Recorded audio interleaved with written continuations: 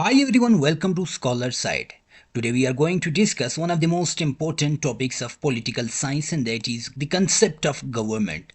आज हम देखेंगे कि गवर्नमेंट होती क्या है, फिर मुख्तलिफ स्कॉलर्स की जानिब से गवर्नमेंट की डिफिनेशंस देखेंगे, फिर एक गवर्नमेंट के पिलर्स देखेंगे, फिर गवर्नमेंट की टाइप्स देखेंगे, फिर एक गवर्नमेंट की इसेंशियल फंक्शंस देखेंगे, फिर हम इसकी इंपॉर्टेंस देखेंगे और लास्ट में हम एक कंक्लूजन देखेंगे जिसमें हम पूरे लेक्चर का खुलासा देखेंगे। अगर आपको ये लेक्चर रिटन फॉर्म में चाहिए तो इसका पीडीएफ फाइल आपको हमारे टेलीग्राम चैनल में मिलेगा जिसका लिंक डिस्क्रिप्शन में दिया जाएगा। दोस्तों, हम सबसे पहले इंट्रोडक्शन की तरफ बढ़ते हैं। गवर्नमेंट क्या है? गवर्नमेंट एक सिस्टम या ऑर्गेनाइजेशन है जिसके ज़रिए जो सोसाइटी होती है वो एक्सरसाइज करती है अपनी अथॉरिटी, वहाँ पे कलेक्टिव डिसीजंस बनाए जाते हैं और पब्लिक अफेयर्स को मैनेज किया जाता है। अब एक गवर्नमेंट में इंस्टीट्यूशन शामिल होते हैं, ऑफिसेज होते हैं, ऑफिशियल्स होते हैं जो रिस्पॉन्सिबल होते हैं रूल्स बनाने के लिए, उन रूल्स को इम्प्लीमेंट करने के लिए, लॉ एंड ऑर्डर को मेंटेन करने के लिए, पब्लिक को सर्विसेज प्रोवाइड करने के लिए और जो कम्युनिटी का ओवरऑल डायरेक्शन है उसे गाइड करने के लिए। अगर हम सिंपल वर्ड्स में देखें तो एक गवर्नमेंट जो होती है ये एक मशीनरी होती है जो प्लान करती है, ऑर्गेनाइज करती है, डायरेक्ट करती है और कंट्रोल करती है पब्लिक के कंडक्ट को और उस पब्लिक को जो एक ऑर्गेनाइज सोसाइटी की फॉर्म में एक साथ रहती है।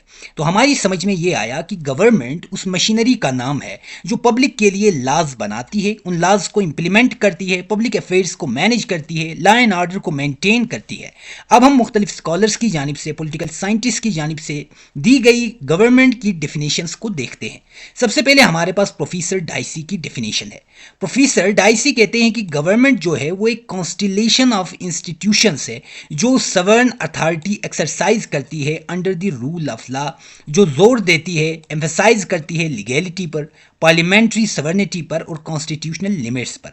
उसके बाद हमारे पास मैक्स वेबर आते हैं जो गवर्नमेंट को डिफाइन करते हैं एक ऑर्गेनाइजेशन के तौर पर जो सक्सेसफुली क्लेम करती है monopoly of legitimate physical force, यानी फिजिकल फोर्स इस्तेमाल करने की लेजिटिमेट अथॉरिटी जो होगी वो आपकी गवर्नमेंट के पास होगी और ये गवर्नमेंट होगी किसी टेरिटरी के अंदर जो फोकस करती है अथॉरिटी पर, लेजिटिमेसी पर, ब्यूरोक्रेसी पर और रेशनल लीगल एडमिनिस्ट्रेशन पर। अब इसमें एक नया एस्पेक्ट हमारे सामने आया कि गवर्नमेंट का जो काम है वो रेशनल लीगल एडमिनिस्ट्रेशन है। एक मखसूस टेरिटरी के अंदर जितने भी स्टेट अफेयर्स होंगे और लेजिटिमेट फिजिकल फोर्स इस्तेमाल करने की मोनोपोली, पावर और अथॉरिटी जो होगी वो आपकी गवर्नमेंट के पास होगी। उसके बाद हमारे पास तीसरी डेफिनेशन आती है हैरोल्ड लॉस्की की जो डिफाइन करते हैं गवर्नमेंट को एक मशीनरी या एजेंसी के तौर पर जिसके जरिए एक स्टेट डायरेक्ट करती है, एडमिनिस्टर करती है पब्लिक पॉलिसी को, पब्लिक अफेयर्स को और एम्फेसाइज करती है कोऑर्डिनेशन ऑफ सोशल फोर्सेस पर और पॉलिटिकल पावर डिस्ट्रीब्यूशन पर। यानी एक गवर्नमेंट है ये देखती है कि उस स्टेट के अंदर political power distribution, separation of powers के तहत है या नहीं है, लॉ एंड ऑर्डर मेंटेन है या नहीं है, पब्लिक पॉलिसी को कैसे चलाना है, पब्लिक अफेयर्स को कैसे डील करना है, ये सारे काम देखती है आपकी गवर्नमेंट। उसके बाद हमारे पास आते हैं पिलर्स। आज तक हमने ये सुना है कि गवर्नमेंट के 3 ऑर्गन्स होते हैं लेकिन जो मॉडर्न एक्सटेंशन है उनके बारे में बहुत कम जोर दिया जाता है। आज के लेक्चर में हम ये 3 ऑर्गन्स भी देखेंगे, उसके साथ साथ गवर्नमेंट की जो मॉडर्न एक्सटेंशन है इन पर भी गौर करेंगे। ट्रेडिशनली यानी क्लासिकल अगर देखा जाए तो 3 पिलर्स होते हैं एक गवर्नमेंट के। सबसे पहले हमारे पास है लेजिस्लेचर, फिर हमारे पास एग्जीक्यूटिव आता है और आखिर में हमारे पास जुडिशरी आती है। लेकिन मॉडर्न एरा में 2 एडिशनल पिलर्स को भी शामिल किया जाता है और उनको इसेंशियल कंसीडर किया जाता है और वो है ब्यूरोक्रेसी और प्रेस मीडिया यानी फ्री प्रेस या मीडिया। आपने भी सुना होगा कि जो आमतौर पर मीडिया होता है इसको 4th पिलर ऑफ गवर्नमेंट कहा जाता है। सबसे पहले हम देखते हैं कि लेजिस्लेचर क्या है। Legislature the law making organ, नाम से ही हमें समझ में आ रहा है कि इसका लॉ मेकिंग के साथ कोई ना कोई ताल्लुक जरूर होगा। लेजिस्लेचर जो है ये फर्स्ट और foremost pillar of the government होता है। अब इसका काम क्या है? ये लॉज बनाता है, पुराने जो लॉज होते हैं उनको अमेंड करता है, उनको रिपील करता है। नेशनल बजट और टैक्सेशन को अप्रूव करना भी गवर्नमेंट का काम होता है क्योंकि जो बजट से रिलेटेड जो भी चीज़ें होती हैं, पेक्यूनरी जितने मामलात होते हैं ये आपका हमेशा लेजिस्लेचर देखता है। ये देखता है कि जो एग्जीक्यूटिव है ये अपने पावर से बाहर निकल कर कोई काम तो नहीं कर रही और ये विल ऑफ द पीपल जो है उसको रिप्रेजेंट करता है क्योंकि ये पब्लिक के, पीपल के वोट से आते हैं। उसके बाद दुनिया में जो अक्सर लेजिस्लेचर होते हैं वो 2 अकसाम में होते हैं उनकी दो काइंड्स होती हैं।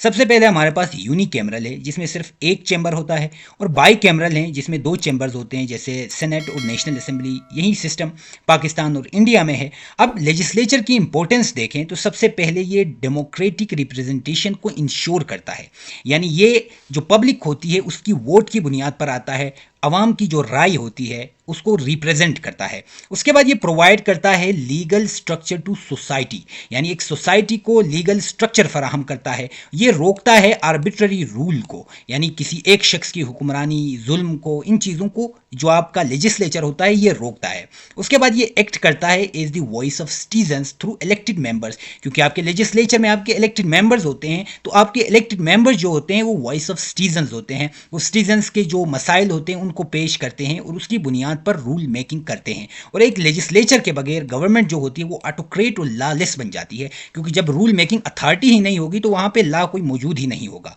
दूसरे नंबर पर हमारे पास आती है एग्जीक्यूटिव। अब जो आपका एग्जीक्यूटिव है ये लॉ इन्फोर्सिंग ऑर्गन है। अब ये नाम से ही आपको मालूम हो रहा है कि लॉ को इन्फोर्स करने के साथ आपके एग्जीक्यूटिव का कोई ना कोई काम जरूर होगा। आपका एग्जीक्यूटिव जो है ये सेकंड मेजर पिलर है एक गवर्नमेंट का। ये रिस्पॉन्सिबल होता है कि लेजिस्लेचर ने जो लॉज बनाए उन लॉज को कैरी आउट करे, उनको इंप्लीमेंट करे, पॉलिसीज इंप्लीमेंट करे, और running day to day administration, यानी आपकी जो डे टू डे एडमिनिस्ट्रेशन होती है ये कैरी आउट होती है एग्जीक्यूटिव के जरिए। अब एग्जीक्यूटिव में कौन कौन सी चीज़ें शामिल है? सबसे पहले आपका हेड ऑफ स्टेट आता है, जो आपका प्रेसिडेंट या मोनार्क है, ये आता है एग्जीक्यूटिव में। दूसरे नंबर पे हेड ऑफ गवर्नमेंट यानी प्राइम मिनिस्टर आता है।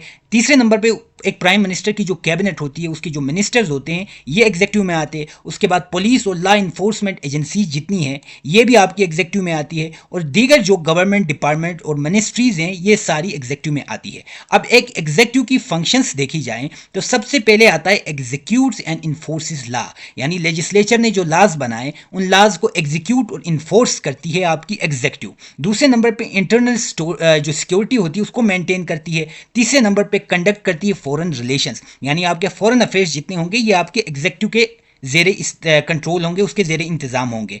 उसके बाद ये फॉर्मुलेट करती है और इंप्लीमेंट करती है पब्लिक पॉलिसीज, यानी पब्लिक पॉलिसीज बनाने का काम इनके पास है। ये आपके नेशनल डिफेंस को हैंडल करती है, ये एडमिनिस्ट्रेशन को ओवरसी करती है, एडमिनिस्ट्रेशन के मामला देखती है। अब जो एग्जीक्यूटिव है इसको एक लीगल फ्रेमवर्क के अंदर होना चाहिए, और वो लीगल फ्रेमवर्क हमारे पास हमारा ग्रैंड नॉर्म यानी कॉन्स्टिट्यूशन है। अदरवाइज जो एग्जीक्यूटिव है इसकी पावर आर्बिट्ररी होगी, अपनी मर्जी होगी, और एक डिक्टेटोरियल किस्म का निजाम होगा। तो ये जरूरी है कि एग्जीक्यूटिव अपने फंक्शंस को with in the powers given by constitution perform करे। तीसरा जो ऑर्गन हमारे पास आता है क्लासिकल ऑर्गन्स में वो है जुडिशरी। जुडिशरी है law interpreting and law protecting organ. Judiciary classical pillars में तीसरा पिलर है। ये रिस्पॉन्सिबल है कि कॉन्स्टिट्यूशनल और लीगल प्रोविजंस को इंटरप्रिट करे और ये जाने कि ये कानून क्यों बनाया गया था, कैसे बनाया गया, और उसके बाद जो पब्लिक के डिस्प्यूट्स होते हैं उनको रिजोल्व करे। आपकी जुडिशरी में सबसे जो हाईएस्ट इस हायरार्की में है वो है सुप्रीम कोर्ट। उसके बाद आते हैं मुख्तलिफ जो स्टेट्स होती हैं या मुख्तलिफ प्रोविंसेस होते हैं, उनमें सबसे हाईएस्ट जो कोर्ट है वो है हाई कोर्ट। उसके बाद लोअर कोर्ट्स आते हैं और फिर स्पेशल ट्रिब्यूनल्स आते हैं जो मुख्तलिफ मामलात को संभालते हैं, जैसे सर्विस ट्रिब्यूनल वगैरह। अब अगर जुडिशरी की फंक्शंस की बात की जाए तो सबसे पहले आता है लॉज को इंटरप्रिट करना, कॉन्स्टिट्यूशन को इंटरप्रिट करना। उसके बाद ये पब्लिक के फंडामेंटल राइट्स को प्रोटेक्ट करती है और ये देखती है कि कहीं पब्लिक के राइट्स की वायलेशन तो नहीं हो रही। उसके बाद इंश्योर करती है ये रूल ऑफ लॉ को। उसके बाद ये चेक करती है abuse of power bye executive and legislature, कि कहीं एग्जीक्यूटिव या लेजिस्लेचर ने कोई अल्ट्रा वायरीज यानी बियॉन्ड द पावर कोई काम तो नहीं किया। उसके बाद ये रिजोल्व करती है तमाम सिविल और क्रिमिनल केसेस को। उसके बाद ये गार्डियन ऑफ जस्टिस के तौर पर एक्ट करती है कि एक स्टेट के अंदर जितने सिटीजन है उनको जस्टिस पूरी तरह मुहैया किया जाए। और इंडिपेंडेंस ऑफ जुडिशरी जो है वो इसेंशियल है, वो जरूरी है ताकि पब्लिक के राइट्स की प्रोटेक्शन हो सके, बैलेंस ऑफ पावर्स कायम रह सके और कॉन्स्टिट्यूशनल गवर्नेंस हो। कोई भी जो दीगर ऑर्गन्स में लेजिस्लेचर या एग्जीक्यूटिव कॉन्स्टिट्यूशन से निकल कर कोई काम ना करे, और अगर जुडिशरी कोलैप्स कर जाती है तो उस स्टेट में या उस गवर्नमेंट में टायरनी आ जाती है, इनजस्टिस प्रिवेल करता है, क्योंकि वहां एडमिनिस्ट्रेशन या एग्जीक्यूटिव की मनमानी को, उनके आर्बिट्ररी एक्शंस को रोकने वाला कोई नहीं होता। चौथा जो हमारे पास पिलर आता है वो है ब्यूरोक्रेसी, जिसे सिविल सर्विसेज भी कहा जाता है। ये एक एडमिनिस्ट्रेटिव पिलर है। मॉडर्न स्टेट्स में गवर्नमेंट जो होती है ये प्रोफेशनल और ट्रेंड और रूल बेस्ड ब्यूरोक्रेसी के बगैर परफॉर्म नहीं कर सकती। ब्यूरोक्रेसी एक चौथा पिलर है गवर्नमेंट का, और इसकी जिम्मेदारियों में सबसे पहले पॉलिसी इंप्लीमेंटेशन है कि जितनी पॉलिसीज बनेंगी वो इंप्लीमेंट आपकी ब्यूरोक्रेसी करेगी, ये तमाम चीज़ों का रिकॉर्ड रखेगी, रेवेन्यू कलेक्ट करेगी अपने सिटीजन से। उसके बाद पब्लिक सर्विस डिलीवरी का काम इनका है, एडवाइजरी रोल है, ये मिनिस्टर्स को एडवाइस देंगे, उनकी मदद करेंगे, उनको असिस्ट करेंगे, और long term continuity of administration के लिए एक अच्छी ब्यूरोक्रेसी का होना बहुत ज़रूरी है। इसमें आपके civil servants, assistant commissioner, deputy commissioner वगैरह आते हैं, फिर एडमिनिस्ट्रेटिव ऑफिसर्स आते हैं, फिर इनका टेक्निकल स्टाफ आता है, फिर लोकल गवर्नमेंट ऑफिसर्स होते हैं। उसके बाद ये है कि अगर किसी गवर्नमेंट में ब्यूरोक्रेसी ना हो तो जितनी मजबूत क्यों ना हो वो गवर्नमेंट, वो इनएफिशिएंट होगी, वो पैरालाइज्ड होगी, उसमें कोई काम, कोई प्रोग्रेस नहीं होगी। उसके बाद हमारे पास आता है पांचवा और आखिरी पिलर, जो है फ्री प्रेस या मीडिया का। ये इंफॉर्मेशनल और अकाउंटेबिलिटी पिलर है। मॉडर्न डेमोक्रेटिक थ्योरी में ये कंसीडर किया जाता है कि जो फ्री मीडिया है ये फोर्थ या फिफ्थ पिलर ऑफ गवर्नमेंट है। अपनी क्लासिफिकेशन की बुनियाद पर ये डिपेंड करता है। मीडिया इंश्योर करता है public scrutiny of government actions. अब गवर्नमेंट जो एक्शंस लेती है, पब्लिक उन पे नजर रखती है मीडिया के जरिए। उसके बाद ये इंफॉर्मेशन ट्रांसमिट करता है, इंफॉर्मेशन को ये पब्लिक तक पहुंचाता है, सिटीजन्स तक पहुंचाता है। उसके बाद ये अवेयरनेस देता है, पॉलिटिकल एजुकेशन देता है सिटीजन्स को, ये एक्सपोज करता है करप्शन को, एब्यूज ऑफ पावर को, ये ये फॉर्म करता है पब्लिक ओपिनियन को, पब्लिक ओपिनियंस बनाता है मुख्तलिफ मौजूआत पर, मुख्तलिफ पॉलिसीज़ पर, किसी पॉलिसी के हक में, किसी पॉलिसी के खिलाफ। और मीडिया की टाइप्स की बात की जाए तो प्रिंट मीडिया है जैसे न्यूज़पेपर, मैगजीन्स वगैरह, फिर इलेक्ट्रॉनिक मीडिया है जो टीवी, रेडियो है, फिर डिजिटल मीडिया है जो हमारे पास सोशल मीडिया है, इंटरनेट है। एक फ्री प्रेस ज़रूरी है क्योंकि ये वॉच डॉग का काम करता है, जो इंश्योर करता है एक गवर्नमेंट के अंदर, एक स्टेट के अंदर ट्रांसपेरेंसी को, अकाउंटेबिलिटी को। दोस्तों अब हम अपने नेक्स्ट पॉइंट की तरफ बढ़ते हैं जो टाइप्स ऑफ गवर्नमेंट के बारे में बताता है। जो टर्म गवर्नमेंट है ये हमने पहले भी पढ़ा कि एक सिस्टम को कहते हैं जिसके जरिए अथॉरिटी को एक्सरसाइज किया जाता है, पब्लिक अफेयर्स को मैनेज किया जाता है। और through out history different societies में मुख्तलिफ फॉर्म्स ऑफ गवर्नमेंट को अडॉप्ट किया गया, उन सोसाइटीज़ के culture, political philosophy, economic structure और लेवल ऑफ डेवलपमेंट के हिसाब से। ब्रॉडली अगर देखा जाए तो गवर्नमेंट को इस बुनियाद पर कैटेगराइज या क्लासिफाई किया जाता है कि उस गवर्नमेंट में पावर किसके पास है, पावर को एक्सरसाइज कैसे किया जाता है और कितने लोग पावर एक्सरसाइज करते हैं। सबसे पहली टाइप हमारे पास आती है मोनार्की की। Monarchy is a form of government जिसमें अथॉरिटी जो होती है वो सिर्फ एक रूलर के हाथ में होती है, जिसे हम मोनार्क कहते हैं, यानी जो होल्ड करता है पोजीशन को हेरिडेटरी राइट समझ के। अब मोनार्की की टाइप्स की जाए तो एब्सोल्यूट मोनार्की भी हो सकती है जिसमें तमाम अथॉरिटी एक बंदे के पास हो, जैसे सऊदी अरेबिया में है। उसके बाद कॉन्स्टिट्यूशनल मोनार्की भी हो सकती है जिसमें जो पावर्स होती है वो लिमिटेड होती है, जैसे यूके में है, जैसे जापान में है। उसके बाद दूसरा हमारे पास टाइप आता है डेमोक्रेसी। डेमोक्रेसी एक ऐसी गवर्नमेंट होती है जहां power ultimately lies with the people, यानी ये पावर जो होती है ये अवाम देती है और अवाम के पास होती है। सिटीजन जो होते हैं वो डायरेक्टली या इनडायरेक्टली डिसीजन मेकिंग में हिस्सा लेते हैं, क्योंकि जो लॉ मेकिंग या डिसीजन मेकिंग होती अथॉरिटी है वो पब्लिक के वोट से बनती है। अब डेमोक्रेसी की फॉर्म्स की बात की जाए, सबसे पहले डायरेक्ट डेमोक्रेसी है जिसमें सिटीजन्स खुद डायरेक्ट इलेक्ट करते हैं अब गवर्नमेंट का जो हेड होता है उसको, जैसे एंशिएंट एथेंस में होता था। उसके बाद रिप्रेजेंटेटिव डेमोक्रेसी है जिसमें सिटीजन्स अपने रिप्रेजेंटेटिव्स को इलेक्ट करते हैं, फिर वो रिप्रेजेंटेटिव्स आगे जाके हेड ऑफ गवर्नमेंट को चुनते हैं, जैसे यूएसए में है, जैसे इंडिया में है, जैसे पाकिस्तान में है। उसके बाद लिबरल डेमोक्रेसी है जहां पे राइट्स पर, पब्लिक के राइट्स पर, रूल ऑफ लॉ पर और फ्री इलेक्शंस पर जोर दिया जाता है। फिर एक सोशल डेमोक्रेसी है जो कंबाइन है सोशल वेलफेयर और डेमोक्रेसी पर, यानी इसमें सोशल वेलफेयर को भी शामिल किया जाता है, जैसे स्कैंडिनेवियन कंट्रीज हमारे पास आती हैं। तीसरे नंबर पर हमारे पास एरिस्टोक्रेसी है।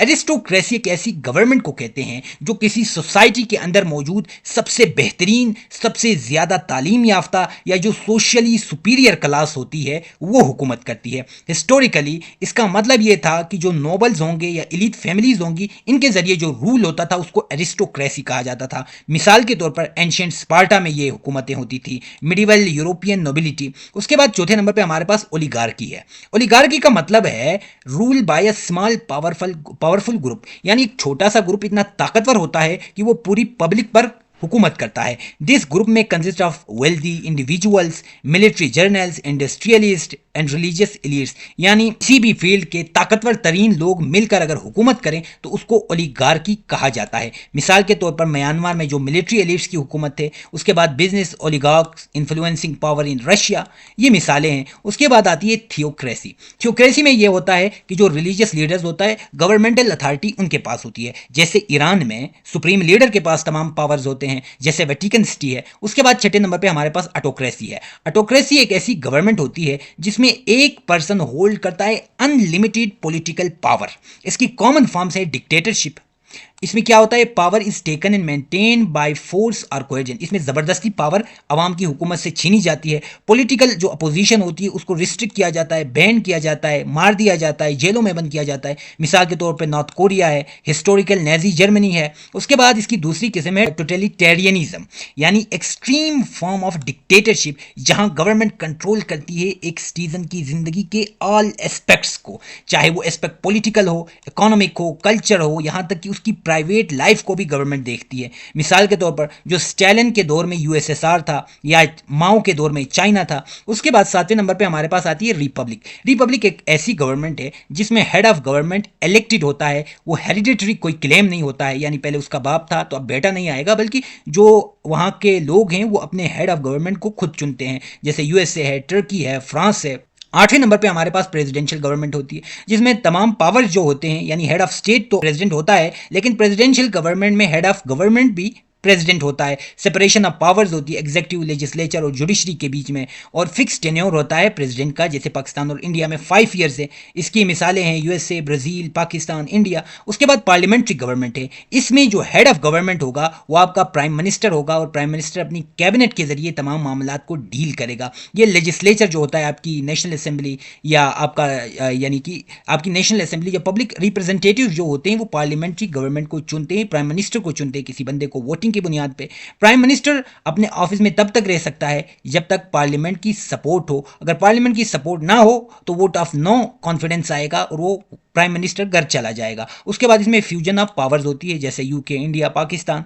उसके बाद 10वें नंबर पे हमारे पास है हाइब्रिड सेमी प्रेसिडेंशियल सिस्टम, जिसमें फीचर्स ऑफ प्रेसिडेंशियल और पार्लियामेंट्री मॉडल्स आपस में मिल जाते हैं। और प्रेसिडेंट जो होता है वो डायरेक्टली इलेक्टेड होता है, लेकिन जो पावर शेयर करता है वो प्राइम मिनिस्टर के साथ भी करता है। कुछ पावर्स प्राइम मिनिस्टर के पास होते हैं, कुछ पावर्स आपके प्रेसिडेंट के पास होते हैं, जैसे फ्रांस है, जैसे रशिया है। 11वें नंबर पे हमारे पास है unitary and federal governments. Unitary government वो गवर्नमेंट है जिसमें तमाम मेजर पावर्स होती हैं, वो कंसंट्रेट करती हैं सेंट्रल गवर्नमेंट के पास, यानी सेंट्रल गवर्नमेंट के पास तमाम पावर्स होती है। बाकी जो स्टेट की हिस्से होते हैं, मुख्तलिफ छोटी स्टेट्स होती हैं या प्रोविंसेस होते हैं, उनके पास पावर्स कम होते हैं, जैसे यूके हो गया, जापान हो गया, चाइना हो गया। फिर आती है फेडरल गवर्नमेंट, जिसमें सेंट्रल और रीजनल गवर्नमेंट्स के बीच में पावर्स को डिवाइड किया जाता है, और कुछ पावर्स जो सेंट्रल गवर्नमेंट है उसके पास होते हैं, कुछ पावर्स रीजनल गवर्नमेंट के पास होते हैं। For example Pakistan, India, USA, Australia. और 12वें नंबर पे हमारे पास है कम्युनिस्ट या सोशलिस्ट हुकूमत, जो मार्क्स के आइडियालॉजी की बुनियाद पर होती है। इसमें एक सिंगल कम्युनिस्ट पार्टी होगी जो गवर्नमेंट को लीड करेगी। इकोनॉमी और मेजर इंडस्ट्रीज जो होंगी उनको गवर्नमेंट संभालेगी। इसकी मिसालें ये हैं, चाइना और क्यूबा में कम्युनिस्ट हुकूमतें हमें नजर आती हैं। इसके इसेंशियल फंक्शंस की बात की जाए तो सबसे पहले गवर्नमेंट क्या करती है, गवर्नमेंट लॉ मेकिंग करती है, लॉज बनाती है, आपका पार्लियामेंट लॉज बनाता है, और ये पब्लिक विल को रिफ्लेक्ट करती है और सोशल बिहेवियर को रेगुलेट करती है। दूसरे नंबर पे आती है लॉ एग्जीक्यूशन। लेजिस्लेचर लॉज बनाएगा, एग्जीक्यूटिव लॉज को एग्जीक्यूट करेगा, इंप्लीमेंट करेगा, पॉलिसीज को, पब्लिक एडमिनिस्ट्रेशन को इंश्योर करेगा। इसमें आपका हेड ऑफ स्टेट आता है, हेड ऑफ गवर्नमेंट आता है, कैबिनेट आती है, सिविल सर्विसेज आती है, लॉ इन्फोर्समेंट एजेंसीज आती है। फिर लॉज इंटरप्रिटेशन का जो काम है ये आपका जुडिशरी का है। जो कोर्ट्स हैं ये लॉज को इंटरप्रेट करेंगे, पब्लिक के राइट्स को सेफगार्ड करेंगे, उसको प्रोटेक्ट करेंगे, और डिस्प्यूट्स को एजुकेट करेंगे, पब्लिक के डिस्प्यूट्स को रिजोल्व करेंगे, रूल ऑफ लॉ को प्रोटेक्ट करेंगे, कॉन्स्टिट्यूशनलिज्म की बहाली का काम करेंगे, उसको मेंटेन रखेंगे। उसके बाद ये सवर्निटी और सिक्योरिटी को प्रोटेक्ट करता है, डिफेंस, फॉरेन मिनिस्ट्री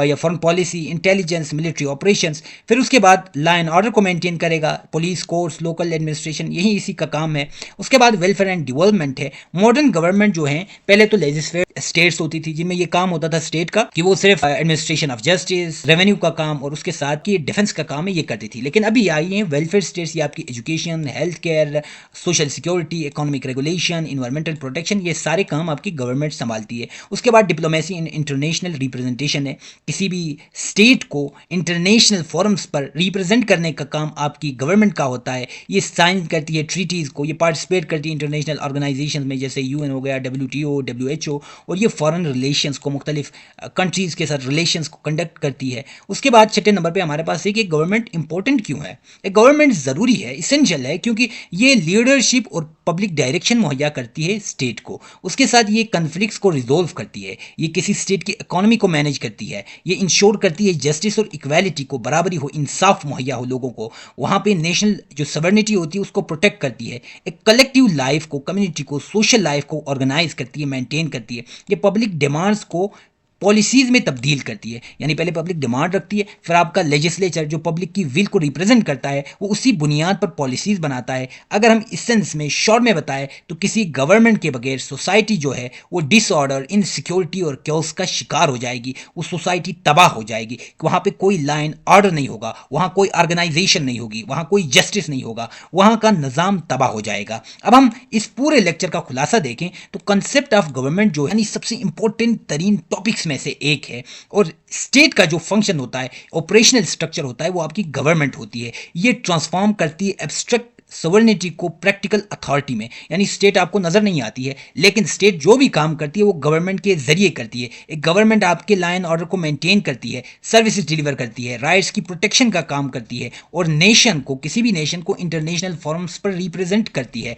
अगरचा एक गवर्नमेंट की फॉर्म्स जो होती है वो वेरी करती है, वो डिफरेंट होती है मुख्तलिफ जगहों पर, लेकिन हमेशा ये इंडिस्पेंसिबल होती है, ये ज़रूरी होती है जो कलेक्टिव अफेयर्स हैं उनको मैनेज करने के लिए, सोशल, पॉलिटिकल और इकोनॉमिक स्टेबिलिटी को इंश्योर करने के लिए। एक मॉडर्न एरा में इस एक गवर्नमेंट का जो रोल होता है वो बहुत ज़्यादा वसी हो जाता है, एक्सपेंड हो जाता है। ये अडॉप्ट करता है नए चैलेंजेस को, नए चैलेंजेस के हिसाब से नई पॉलिसीज़ बनाता है, अवाम की एक्सपेक्टेशन पे, पब्लिक की एक्सपेक्टेशंस को फुलफिल करने की कोशिश करती है गवर्नमेंट। दोस्तों, अगर ये लेक्चर आपको पसंद आए तो मज़ीद लेक्चर्स के लिए हमें सब्सक्राइब करें और बेल आइकन पर क्लिक करें, और अगर आप किसी और टॉपिक पर लेक्चर चाहते हैं तो कमेंट बॉक्स में उस टॉपिक का नाम ज़रूर लिखें ताकि हम लेक्चर बना सकें। बहुत शुक्रिया।